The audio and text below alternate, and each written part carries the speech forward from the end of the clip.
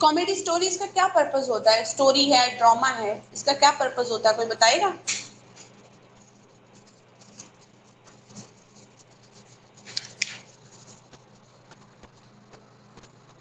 CR बताएगा आपका। CR को पूरी क्लास के लिए सेक्रीफाइस करना पड़ता है। Will you Khan?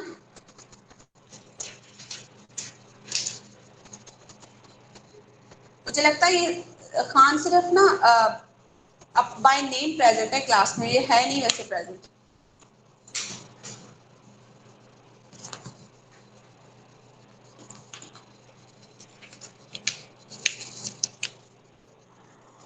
बिल्कुल वही बात, उसने अभी तक मैसेज भी नहीं रीड किया जो मैंने फोटोज भेजी हैं।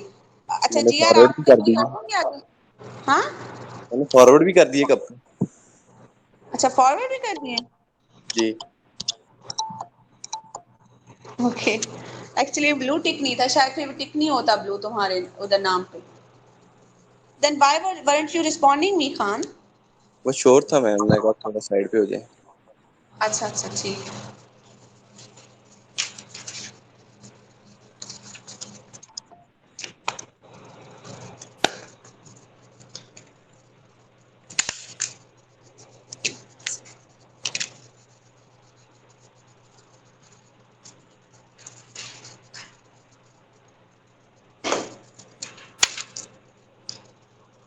राइटर के बारे में थोड़ा सा उसका देख लेते हैं, जो कॉन्सेप्ट है, जो जिस कॉन्सेप्ट के थ्रू उसने ड्रामा लिखा। एक तो मैंने आपको ऑलरेडी बताया है कि ये जनरेशन गैप के बारे में है, और जनरेशन गैप जो कि 21st सेंचुरी का सबसे बड़ा इशू है। मेरी आवाज आ रही है सबको?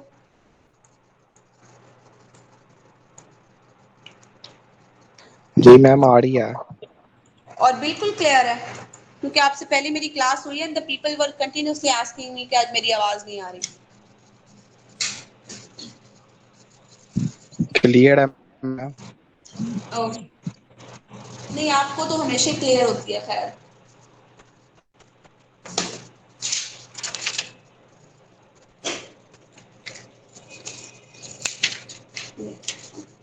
और इसको साथ साथ ही ट्रांसफर करना है।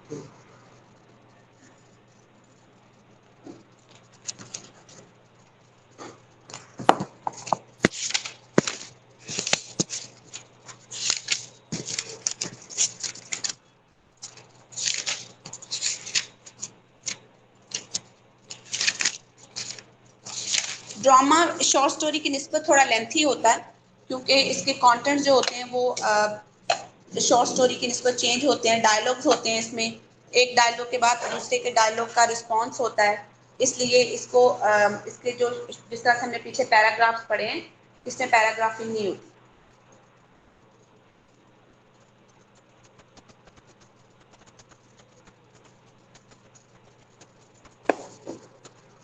ए मिलन जो कि इस प्ले का राइटर है, he was a journalist, Cambridge university से ये पढ़ा।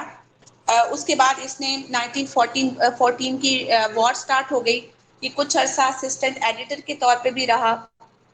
24 की एज में इसने अपना करियर स्टार्ट कर दिया था लिखना एज एन एडिटर। उसके बाद इस हमें प्ले के अंदर भी जो लड़का है, द बॉय जिसका नाम है द बॉय कम्स होम, जो वो उसमें भी मिलिट्री का रेफरेंस आता है, क्योंकि जो भी राइटर जो भी कुछ भी एक्सपीरियंस करता है अपने आसपास, वो उसी एक्सपीरियंस को ही एक्सप्रेस करता है। उसके बाद इसने 34 की एज में इसने लाइट कॉमेडीज की तरफ अपना रुख किया। पहले ये शॉर्ट स्टोरीज भी लिखता था, लेकिन फिर इसने कॉमेडी लिखी जिसमें इसने लाइटर नोट में कॉमेडी लिखी। कुछ कॉमेडीज होती हैं जो लाफ्टर क्रिएट करती हैं। लाफ्टर हमेशा मजाका के चीज को कहते हैं जिसमें स्माइल नहीं होती। स्माइल करने में और लाफ्टर में बहुत फर्क होता है। तो इसकी कॉमेडीज हमेशा लाइट इसलिए होती थी क्योंकि ये अपने जो रीडर है या जो वॉचर्स हैं, ये उनके हिसाब से लिखता था कि कौन सी जो कॉमेडी है वो वल्गैरिटी में आ रही है और कौन सी कॉमेडी सिविलाइजेशन को सही मायनों में जो है वो ट्रांसलेट कर रही है। तो ये कॉमेडी भी हम इसका मैसेज बेशक आपको कॉमिक लगे, लेकिन इसका अंडरलाइन जो मीनिंग है, जो थीमेटिक कंसर्न है, वो बेसिकली जनरेशन गैप है। और आप लोगों में से भी बहुत सारे जनरेशन गैप को जो है वो फेस कर रहे होंगे, डेफिनेटली कर रहे होंगे। जैसे सबसे बड़ा जो प्रॉब्लम हमारी सोसाइटी में है वो हमारे पेरेंट्स का मिसमैच मैरिजेस कर देना, या बच्चों के छोटे होते ही अपने किसी बहन भाई से वादा कर लेना कि वो फलां का रिश्ता, फलां बेटे का रिश्ता या बेटी का तुम्हारे साथ, तुम्हारे किसी बेटे बेटी से ही होगा। फिर बाद में बड़े होकर जब वो मेंटल कंपैटिबिलिटी नहीं होती तो बहुत सारे मसाइल खड़े होते हैं। तो ये बात पेरेंट्स को भी समझनी पड़ेगी कि पेरेंट्स का हर फैसला जो है वो एक्यूरेट नहीं होता, हर फैसला सही नहीं होता। तो क्योंकि हर सेंचुरी के according, even after a decade, पूरे का पूरा सोशल स्ट्रक्चर चेंज हो जाता है सोसाइटी का। तो सोशल नीड्स को समझते हुए और सेंचुरी की नीड्स को समझते हुए देखना चाहिए कि whether we are taking the right decision और it will against the free will और the good will of the children. खैर इसमें क्या है, इसमें एक ऐसा लड़का जो कि मिलिट्री में है, सोल्जर रहा है और 1914 की वॉर से वापस लौटा है, जब 17 में एंड हुई थी वॉर, वापस आया है। तो वापस आके चाहता है कि मैंने वहां पे बड़ा डिसिप्लिन देख लिया, अब मैं थोड़ी जिंदगी फ्रीडम से गुजारना चाहता हूँ। यहाँ पे आके अपनी फ्रीडम से जिंदगी गुजारना चाहता है। तो अंकल तरह तरह की पाबंदियां लगाता है इसके ऊपर, जिसकी वजह से ये पहले से ज्यादा पजल्ड हो जाता है, कंफ्यूज हो जाता है कि मुझे घर छुट्टी आने का क्या फायदा हुआ, मैंने जो डिसिप्लिन वहां से जान छुड़वा के भागा था वही डिसिप्लिन मुझे यहाँ देखना पड़ रहा है। So let's take a start. Scene है यानी स्टेज के ऊपर ड्रामा क्योंकि परफॉर्म हो रहा है। A room in Uncle James house in the Cromwell Road. Cromwell Road पे उसका घर है अंकल जेम्स का। Time the day after the war, जैसे वॉर खत्म हुई है और उसको छुट्टी मिली है वो घर वापस आया है, क्योंकि सेकेंड वर्ल्ड वॉर के बाद, जो कि एक ब्लड शेड की वॉर थी, उसके बाद से बहुत सारों को छुट्टियां दे दी गई थी घर वापस आने के लिए।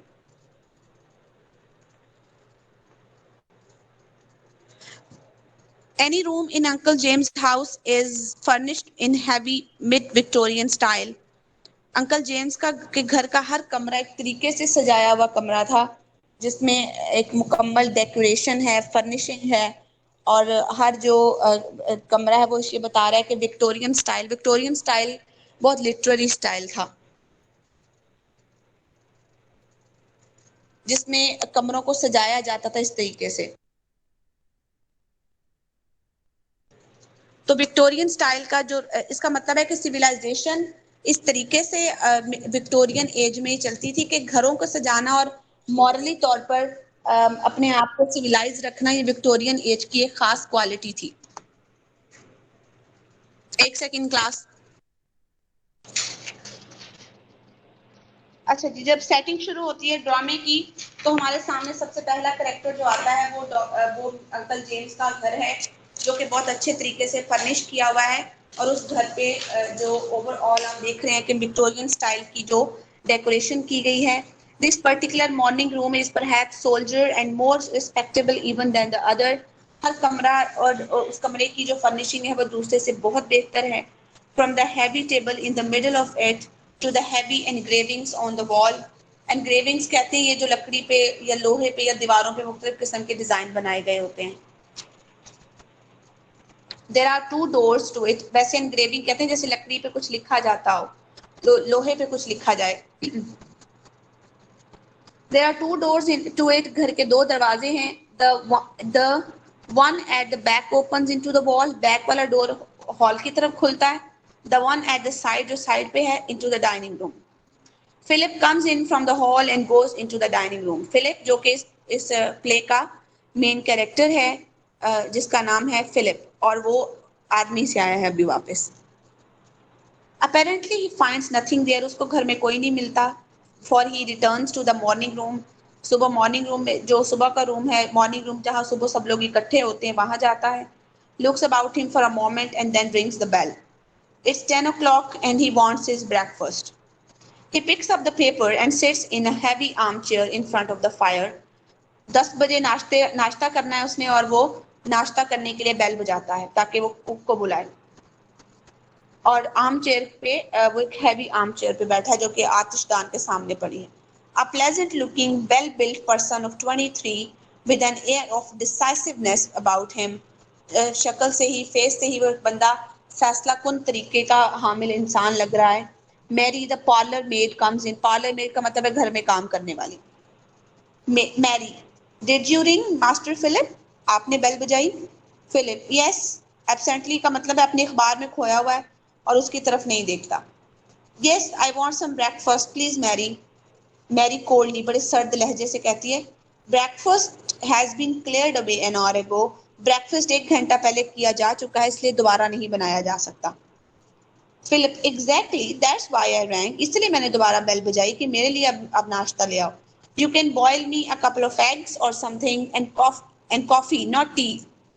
आई एम श्योर मेरा नाम इसलिए नहीं साथ बोल रही क्योंकि आपको पता है ये वही कैरेक्टर्स हैं जो बात कर रहे हैं। आई am sure I don't know what Mrs Higgins will से। मिसेस हिगिंस क्या कहेगी मुझे नहीं पता। यानी उस घर में नौकरों को भी इस हद तक ऑर्डर दिए गए हैं और इस हद तक उनको अथॉरिटी है कि अगर 8 या 9 बजे के बाद कोई नाश्ता करने आता है तो उसे नाश्ता नहीं बना के दिया जाएगा क्योंकि नाश्ते का टाइम 9 बजे है और टेबल पे 9 बजे पहुंचना हर किसी का जरूरी है। अब फिलिप 10 बजे उठा है इसलिए उसे ऑर्डर है कि मैरी जो मिसेस हिगिंस है जो कि कुक है वो अब नाश्ता नहीं बना के देगी। Philip getting up who is Mrs Higgins the cook and she is not used to being put about like this.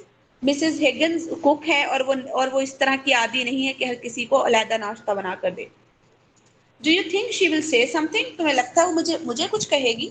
I don't know what she will say. You needn't tell me. तुम मुझे ना बताओ। You know if you don't want to और अगर तुम नहीं चाहती तो। Anyway I don't suppose it will shock me. One gets used to it in the army. और अगर मुझे कोई चीज नहीं भी तुम बताना चाह रही जो है तो बेशक ना बताओ। हम वैसे भी आर्मी में इस चीज के आदी होते हैं कि हमें बहुत सारी बातें नहीं बताई गई होती। He smiles pleasantly at her. Mary, well, I'll do what I can, sir. But breakfast at 8 sharp is the master's rule. 9 की बजाय 8 बजे नाश्ता करना मास्टर का यानी अंकल जेम्स का रूल है। Just as it used to be before you went away to the war. आपके जंग जाने से पहले जो कुछ हुआ करता था आज भी वही कुछ है। Before I went away to the war, I did a lot of silly things. पहले मैं बहुत बेवकूफाना और अहमकाना हरकतें करता था। Don't drag them up now. उन बातों को दोबारा अब ना लाओ। 2 eggs, कटली का मतलब उसकी बात फौरन काटते हुए 2 eggs and if there is a ham bring that along too. अगर हैम है तो वो भी लो। हैम कहते हैं सॉसेजेस को जो कि पोर्क के मीट से बनाए जाते हैं। He turns away. उसकी बात कह के वो अब टर्न अवे कर लेता है। Mary doubtfully as she prepares to go. अब मैरी इस बात से भी डर रही है कि मिसेस हिगिंस भी इनकार कर देगी लेकिन फिलिप की बात सुनना भी जरूरी है तो दोनों के दरमियान वो फंस गई है। Well I am sure I don't know what Mrs Higgins will say. Exit Mary as she goes out she makes way for aunt Emily to come in. जाते जाते वो देखती है कि आंट एमिली आ रही है और उसके लिए रास्ता छोड़ देती है। A kind-hearted mid-Victorian lady who has never had any desire of the vote. Mrs Victorian style की मिसेस एमिली एक ऐसी औरत है जिसकी तरफ देखकर यूं लगता है कि उसको वोट को डिजायर करने का मतलब यह है कि उसने कभी कोई परेशानी या कंफ्यूजन देखी नहीं लाइफ में। Emily there you are Philip तुम यहाँ हो। Good morning dear did you sleep well. Rather splendidly, thanks, Aunt Emily. How are you? He kisses her. Emily, and did you have a good breakfast? Naughty boy, to be late for it. I always thought they had to get up so early in the army. तुम इतना late उठे हो मुझे तो लगा था army में लोग जल्दी उठते हैं इसलिए तुम आदी हो गए। They do, वो जल्दी ही उठते हैं। That's why they are so late when they get out of army. जब वो आर्मी से वापस घर जाते हैं वो इसीलिए लेट उठते हैं। Dear me, I should have thought a habit of 4 years would have stayed with you. कम से कम 4 साल की आदत तो तुम्हारे साथ अभी तक रहनी चाहिए थी। तुम जहां भी जाओ जल्दी उठ जाओ। Every morning for 4 years, इन 4 सालों में जब मैं जंग पे रहा, I have shot out of bed.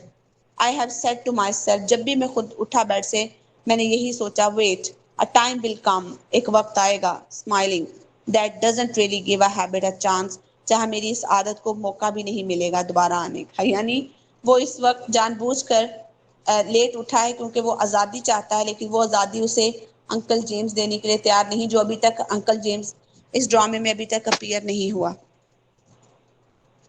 Emily, well, I dare say you wanted your sleep out. I was so afraid that really a cozy bed would keep you awake after all those years in the trenches. वो कहता है कि वो कहती है कि मुझे तो ये भी डर था, तुमने बहुत देर वो ट्रेंचेस में गुजारी है। ट्रेंचेस कहते हैं जो खंदक खोदते हैं, जमीन में गड्ढे खोद के उसमें चले जाते हैं। ये टैंक की शेलिंग से और फायरिंग से बचने के लिए ट्रेंचेस खोदी जाती थी फर्स्ट वर्ल्ड वॉर में। तो कहती है इतने ट्रेंचेस में तुमने 4 साल गुजारे, मैं तो डर रही थी तुम्हें इतने नरम बेड पे नींद भी नहीं आएगी। Well one isn't in the trenches all the time, हर बंदा हर वक्त तो ट्रेंचेस में नहीं रहता। And one gets leave if one's is an officer, अगर कोई बंदा ऑफिसर के रैंक पे हो तो फिर उसे ट्रेंचेस से वापस ऑफिस में जाने की छुट्टी भी मिल जाती है, जैसे कि ये खुद था।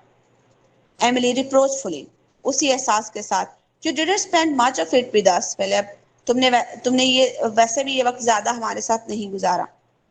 Philip taking her hands, I know but you did understand, didn't you dear? We are not very gay, हम ज्यादा खुश नहीं। And I know you must have wanted gaiety for the little time you had, तुम्हें अपना ये गाइटी होता है तरीका, अपना तरीका कहीं थोड़ा बहुत अभी तक अपने साथ जरूर रखना चाहिए। But I think your uncle James felt it, uncle James ने तुम्हारी आदतों में अभी भी चेंज महसूस किया है कि तुम उस तरह से अपनी जो लाइफ स्टाइल है उसको डिसिप्लिन नहीं कर रहे। After all dear, you have lived with us for some years, तुम हमारे साथ भी जंग पे जाने से पहले कुछ साल रहे हो। And he is your guardian. I know you have been a darling to me always aunt Emily, but awkwardly, थोड़ा सा ऑकवर्डली का यहाँ पे लिखने का मतलब है कि ऑकवर्ड सा होके कहता है uncle James and I, uncle James और मेरे दरमियान कुछ अच्छे ताल्लुकात नहीं रहे, इस डैश का यही मतलब है। Emily, of course he is a little difficult to get on with, हाँ उसे डील करना मुश्किल जरूर है। I am more used to him but I am sure he really is very fond of you Philip, लेकिन वो तुमसे बहुत मोहब्बत करता है। I always used to be frightened of him. I suppose he is just the same. मुझे लगता है वो जिस तरह पहले मेरे छोटे होते था, वो आज भी वैसा ही है। He seemed just the same last night. कल रात जब मैं घर आया, तब भी मुझे उनके बिहेवियर में यही चेंज नजर आया। And he still has breakfast at 8 o'clock. अभी तक ब्रेकफास्ट 8 बजे तक ही किया जाता है यहाँ पे। Been making pots of money, I suppose. काफी पैसा बना रहे होंगे अब तो uncle. He never tells me exactly. मुझे तो कभी नहीं बताया कितना बना रहे हैं। But he did speak once about the absurdity of excess profits tax. लेकिन एक दफा बातों बातों में बताया था, जब वो कोई पैसों का हिसाब कर रहे थे कि प्रॉफिट टैक्स, जो प्रॉफिट लगता है उसके ऊपर भी टैक्स लिया जाता है उनसे, तो इसका मतलब ये है कि मनी के बारे में सोचते हैं। Being, you see, jam is a thing the army wants. अब वो उसकी बात टालने के लिए कहते, तुम्हें पता है आर्मी वाले जैम बहुत पसंद करते हैं। It certainly gets it. It was so nice for him because it made him feel he was doing his bit, helping the poor man in the trenches. और इसने जितने भी लोग जंग पे गए हुए लोग थे, अंकल जेम्स ने उनको बहुत हेल्प आउट किया है। ये अगला पेज है ना?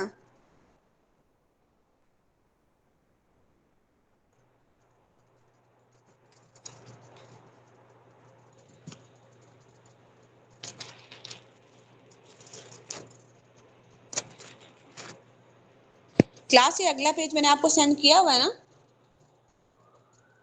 No ma'am. अच्छा बस इतना ही है?